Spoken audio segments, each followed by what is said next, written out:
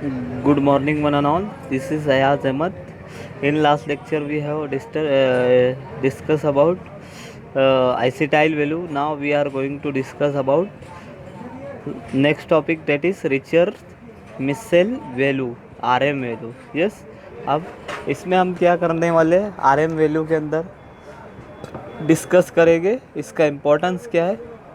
Yes, सो richer Meissl scale और RM value, it is defined as the number of ml of Na.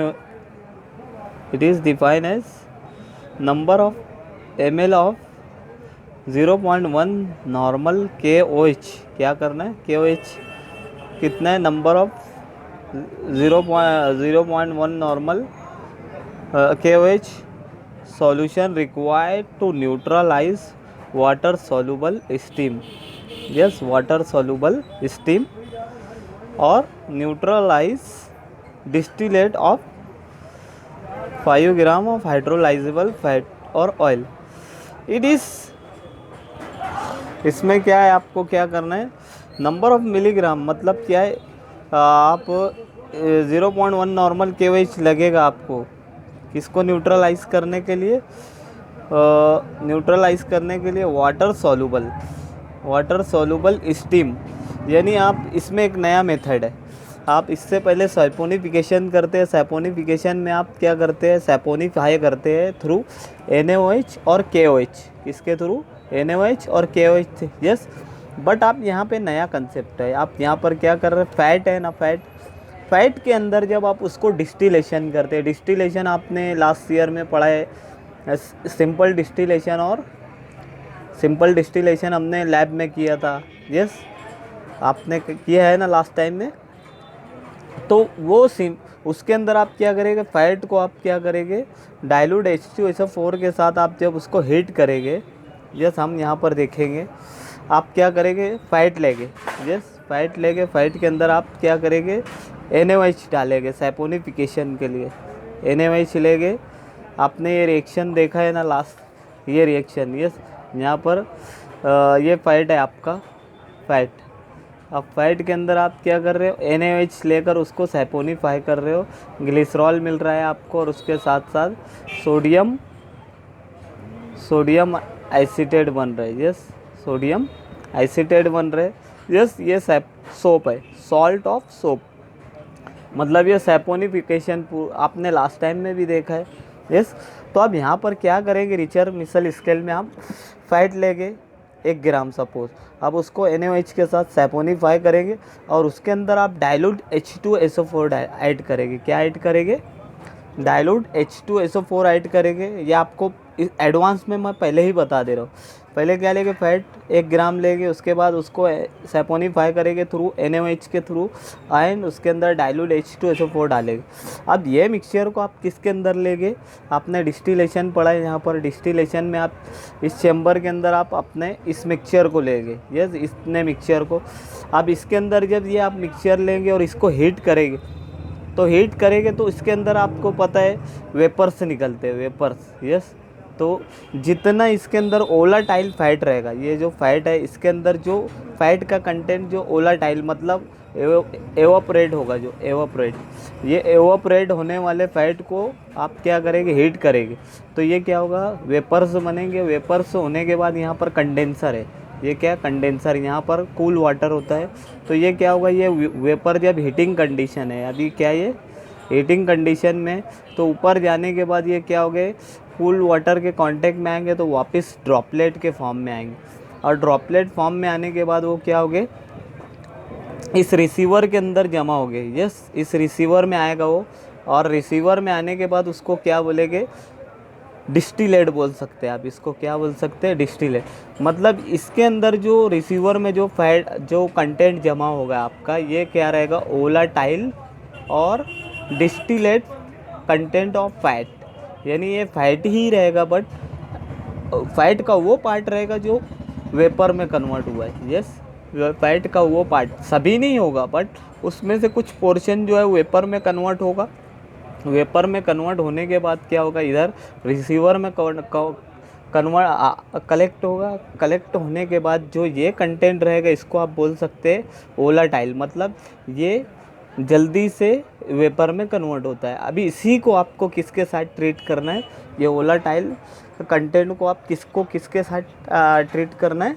यहाँ पर अभी आपने देखा है it is defined and number of Reichert RM value, number of ml of KOH 0. KOH, मतलब आप यहाँ पर जब आप वोलेटाइल कंटेंट आप ये जो आपको मिल रहा है इसको आप किसके साथ ट्रीट करेंगे, 0.1 नॉर्मल KOH के साथ। यस, इसके साथ आप उसको ट्रीट करेंगे। यस, समझ में आ गया। एंड उसके बाद आप यहाँ देख सकते it is indicator of how much, यानी हम RM वैल्यू से क्या पता कर सकते हैं, इट इज़ इंडिकेटर, यानी ये बताता है हाउ मच आपके जो फैट के अंदर कितना वोलेटाइल फैटी एसिड है। यानी RM वैल्यू के ज़रिए आप पता कर सकते हैं कि आपके पास जो फैटी एसिड है, तो फैटी एसिड और आइदर घी और आइदर बटर मतलब जो आप मक्खन खाते हो, उसके साथ साथ आप देसी घी भी इस्तेमाल करते हो, तो देसी घी का हम RM वैल्यू निकालते हैं। क्यों निकालना भी ज़रूरी है, क्योंकि उसके अंदर हम ये पता करते हैं कि उसके अंदर कितना वोलेटाइल एसिड है, कितना, मतलब आप उसको डिस्टिलेशन H2SO4 जब उसके अंदर ऐड करते हो, NaOH सैपोनीफाई करते हो, मतलब इस फैट के अंदर आप क्या करते हो, सैपोनीफाई करते हो, मतलब NaOH के 3 मॉलिक्यूल ऑफ NaOH के साथ उसको ट्रीट करते हो। उसके बाद उसके अंदर क्या करते हो, डाइल्यूट H2SO4, तो इतने मिक्सचर को आप क्या करते हो, डिस्टिलेशन करते हो। डिस्टिलेशन के बाद जो आपका जो वोलेटाइल कंटेंट रहता है, ये वोलेटाइल कंटेंट ये इसके अंदर आता है, और यही वोलेटाइल कंटेंट को आप किसके साथ ट्रीट करते हो, KOH के साथ। यस, तो ये बताता है आपके फैट के अंदर कितना volatile content of fatty acid है। Yes, okay, that can be extracted from the fat, यानी फैट के थ्रू आप उसको एक्सट्रैक्ट करते हो, मतलब वोलेटाइल मतलब डिस्टिलेशन करते हो, तो उसमें से क्या होता है, आपको वोलेटाइल कंटेंट ऑफ फैट मिलता है आपको। Yes, through saponification. आप क्या करते हो, सैपोनिफिकेशन करते हो। सैपोनिफिकेशन के बाद उसमें H2SO4 डालते हो। H2SO4 डालने के बाद आपके उस मिक्सचर को आप किस में, डिस्टिलेशन चैम्बर में डालते हो। डिस्टिलेशन चैम्बर में क्या क्या है, आपका फैट है, और ये सैपोनिफिकेशन के लिए आपने इसमें NaOH डाल दिया है। यस, ये रिएक्शन यहाँ पर सैपोनिफिकेशन, उसके बाद आपको ये मिलेगा सोडियम एसिडेट, उसके साथ साथ ये भी ग्लिसरॉल भी रहेगा। अब ये ग्लिसरॉल के मिक्सचर को आप, इतने मिक्सचर को आप क्या करेंगे, ये सैपोनीफाई हो रहा है यहाँ पर इतना मिक्सचर, और उसमें H2SO4 डाल दिया। उसके बाद उसको डिस्टिलेशन किया। डिस्टिलेशन होने के बाद आपने क्या किया, वोलेटाइल कंटेंट आपको मिला। अब वोलेटाइल कंटेंट को आपने टाइट्रेट किया किसके साथ, 0.1 नॉर्मल KOH। यस, और फेनोप्थेलिन एज ए इंडिकेटर। यस, आप उसको ट्रीट करेंगे, मतलब ब्यूरेट में आप क्या लेंगे, NaOH KOH लेंगे। यस, और आपका इतना वोलेटाइल कंटेंट किस में रहेगा, कोनिकल फ्लास्क के अंदर। किसके अंदर, कोनिकल फ्लास्क के अंदर आपका ये रहेगा। और ब्यूरेट के अंदर क्या रहेगा आपका, इस ब्यूरेट के अंदर आपने ब्यूरेट देखा है, ब्यूरेट के अंदर आपका रहेगा 0.1 नॉर्मल KOH। यस, ओके, सो आगे आप देख सकते, it is measure of volatile fatty acid. क्या करते हैं आप, वोलेटाइल फैटी एसिड पता करते हैं। Yes, it is a measure of volatile fatty acid residue present in given fat और ऑयल। यस, अब आपको यहाँ पर देखना है आगे प्रिंसिपल में आप क्या करते हैं, it is for the determination. Principle क्या है, for the determination of RM value. आप रिचर मिचर स्केल मालूम कर रहे हैं, RM वैल्यू नॉन सैंपल, यानी आप 1 ग्राम सैंपल लेंगे, उसके अंदर क्या है, नॉन सैंपल इज़ कम्प्लीटली सैपोनीफाई। उसको क्या करेंगे आप, जो सैंपल रहेगा उसको NaOH के साथ सैपोनीफाई करेंगे, मतलब उसको सोप में कन्वर्ट करेंगे। सोप में कन्वर्ट करने के बाद उसके अंदर क्या डालेंगे, यस, सोप मतलब अल्कली के साथ, NaOH मतलब ये क्या है, अल्कली, सैपोनीफाई। आप यहाँ पर क्या कर रहे हैं, यहाँ पर आप देख सकते हैं ये आपका फैटी एसिड है। फैटी एसिड को आप NaOH के साथ ट्रीट कर रहे हैं। यस, NaOH के साथ आप उसको ट्रीट कर रहे हैं, ग्लिसरॉल बन रहा है और यहाँ पर सोप बन रहा है। अब इसको क्या कर रहे हैं आप, the resulting solution is acidify, क्या कर रहे हैं, अब जो सोप बना है यहाँ पर, ये सोप के अंदर आप क्या ऐड करेंगे, डाइल्यूट H2SO4, इसको एसिडिफाई करेंगे आप, किसको, एसिडिफाई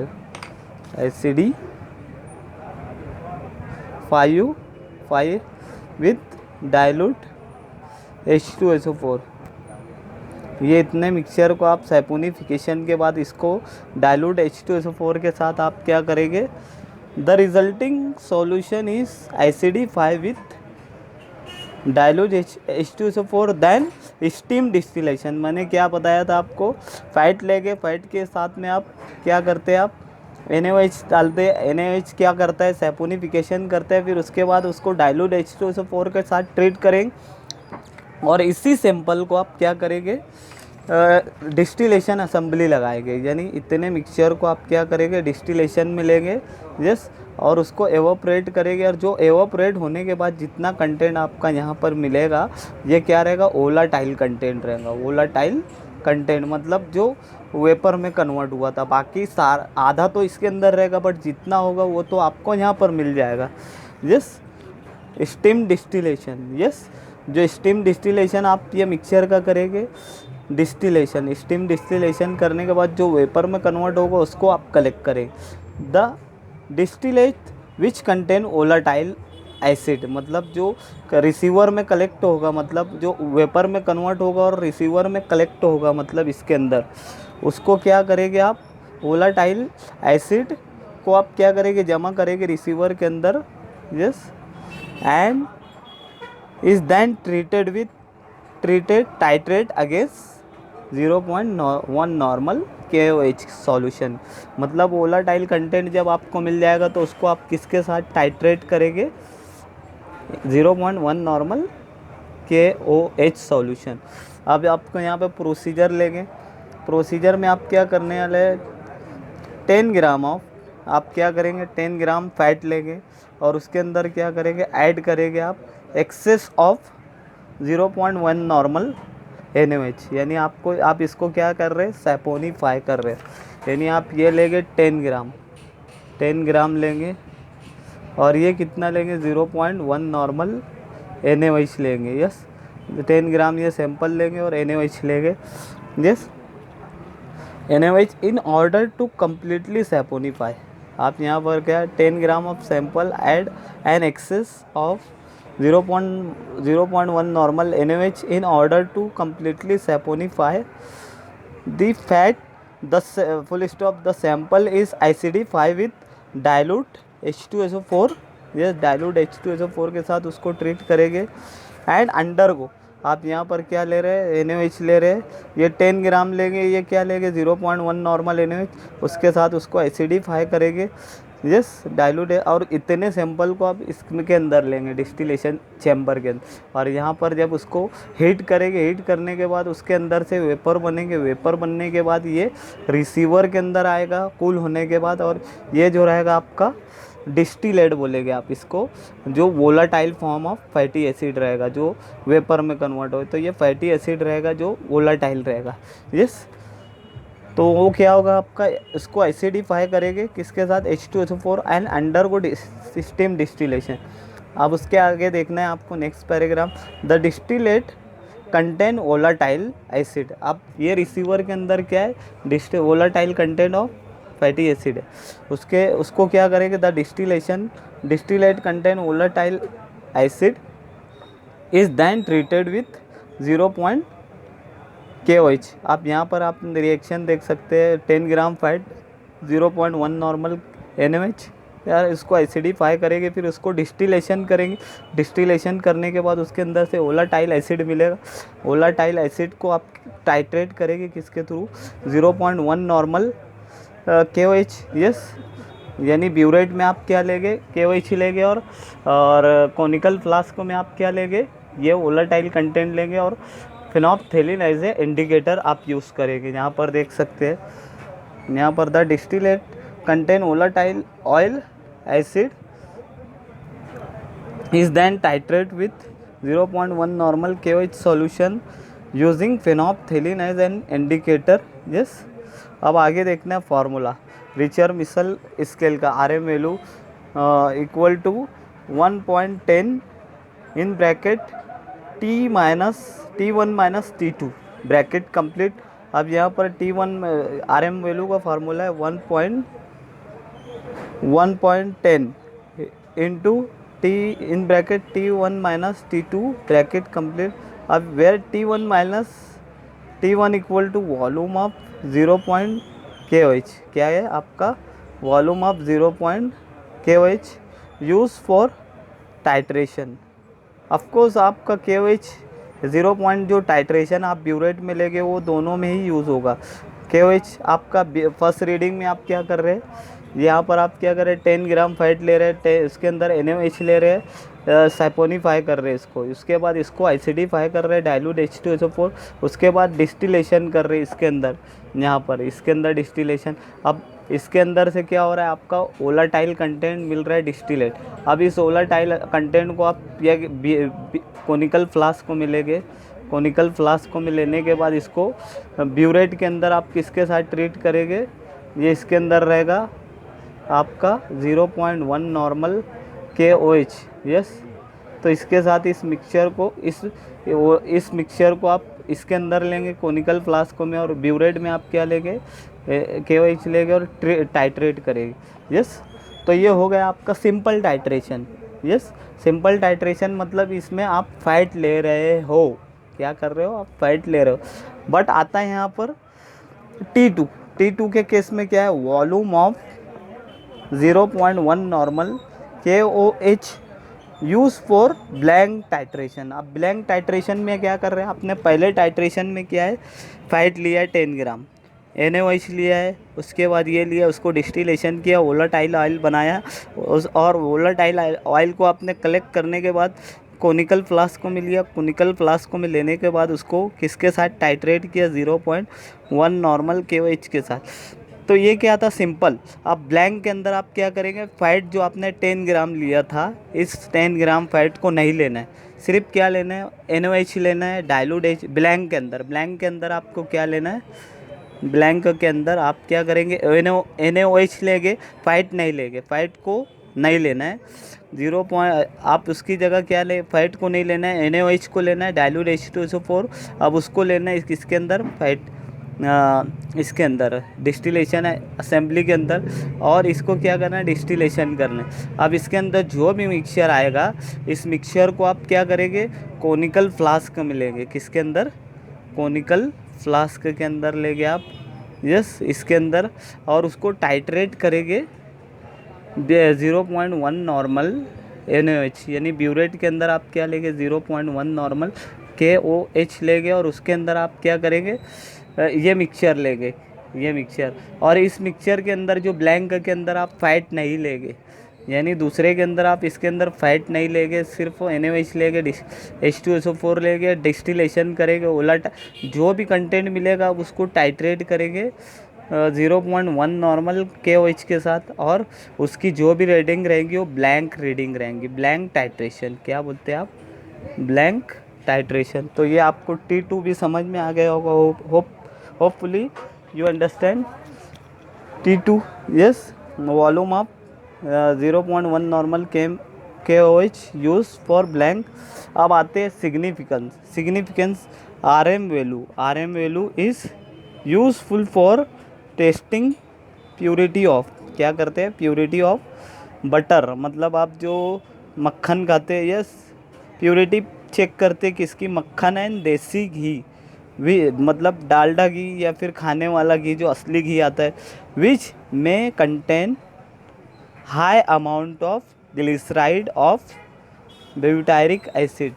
यस, ब्यूटायरिक एसिड रहता है जो आप यूज़ करते हैं देसी घी, तो उसके अंदर आप क्या करते हैं उसकी RM वैल्यू चेक करते हैं। अब RM वैल्यू के अंदर क्या होता है देसी घी और आपका बटर और उसके साथ साथ डालडा घी, इसके अंदर क्या रहता है butyric acid and other steam volatile fatty acid, यानी उसके अंदर ब्यूटायरिक एसिड भी हो सकता है और स्टीम वोलेटाइल फैटी एसिड भी हो सकता है। उसके बाद एग्जाम्पल अडल्ट्रेटेड बटर, मतलब मिलावटी, मतलब उसके अंदर क्या किया गया है, कुछ मिलाया गया है, मतलब आधा आपका असली घी होता है और आधा कुछ अलग कंटेंट होता है। तो adulterated butter has low RM value, मतलब आरएम वैल्यू का इम्पोर्टेंट क्या है, आप उसके ज़रिए प्योरिटी चेक करते किसकी, कोई भी बटर और देसी घी की। यस, देसी घी मतलब जो गाय का जो घी आता है, गाय का घी, यस, उसको देसी घी बोलते।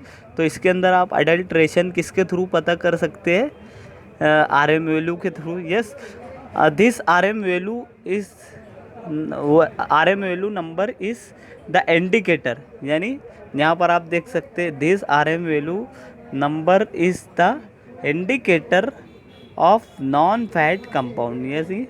ये क्या करता है, नंबर इंडिकेट करता है non fat compound in edible fat, मतलब खाने वाला जो फैट आता है, in number of edible of compound in edible fat like butter and ghee, hence use in determining purity of ghee. मतलब आर एम वैल्यू से आप क्या पता कर सकते हैं, अडल्ट्रेशन मतलब मिलावट, जो आप खाने वाला घी इस्तेमाल करते हैं, गाय का घी और या फिर काऊ घी आता है, काऊ घी, यस, और उसके बाद बफेलो घी, यस, उसके मिल्क से जो मिलता है घी बनाते हैं आप, और उसके साथ साथ जो बटर आता है, मक्खन, उसका भी आप प्योरिटी चेक कर सकते हैं थ्रू आर एम वैल्यू। मतलब आर एम वैल्यू अगर जितना अच्छा रहेगा उतना गुड क्वालिटी आपका वो रहेगा, क्या बोलते हैं, फैटी एसिड और घी और आइदर बटर। यस, अब उसके बाद लास्ट टॉपिक हम देखते हैं फैट एंड ऑयल का डिफरेंस। तो fat and oil, fat are solid, क्या है, फैट आर, पहला पॉइंट क्या है, फैट एंड ऑयल का हम क्या देख रहे हैं, डिफरेंस देख रहे हैं। फैट आर सॉलिड और semi solid, yes, eight room temperature. Fat क्या रहता है, रूम टेम्परेचर पर सॉलिड होता है या फिर सेमी सॉलिड। ऑयल क्या रहता है, oil are liquid at room temperature, यानी फर्स्ट पॉइंट दोनों में क्या है, ऑयल लिक्विड होता है, फैट सॉलिड होता है, सेमी सॉलिड। उसके बाद सेकंड पॉइंट फैट का, fat contain large amount of saturated fatty acid, for example stearic acid and palmitic acid. आपको पहले लास्ट टाइम मैंने आपको बताया था, फैट जो रहता है, फैट के अंदर एक भी डबल बॉन्ड नहीं होता है, यानी फैट के अंदर जो फैटी एसिड होता है उसमें एक भी अनसेचुरेशन नहीं होता है, सब सिंगल बॉन्ड होते हैं। यस, इसकी वजह से वो सॉलिड होता है। यस, फैट जो सॉलिड होता है, क्यों, क्योंकि उसके अंदर नो डबल बॉन्ड, ये डबल बॉन्ड नहीं होते। मगर ऑयल के अंदर, oil contain large amount of unsaturated, मतलब उसके अंदर डबल बॉन्ड प्रेजेंट होते हैं। यस, लाइक ओलिक एसिड, मतलब इसके अंदर एक सिंगल बॉन्ड हो सकता है, इसकी वजह से उसका नेचर क्या है, लिक्विड होता है। उसके बाद fat melt at high temperature. Of course fat क्या है, सॉलिड है, तो सॉलिड को मेल्ट करने के लिए क्या करना पड़ेगा आपको, टेम्परेचर ज़्यादा लगेगा।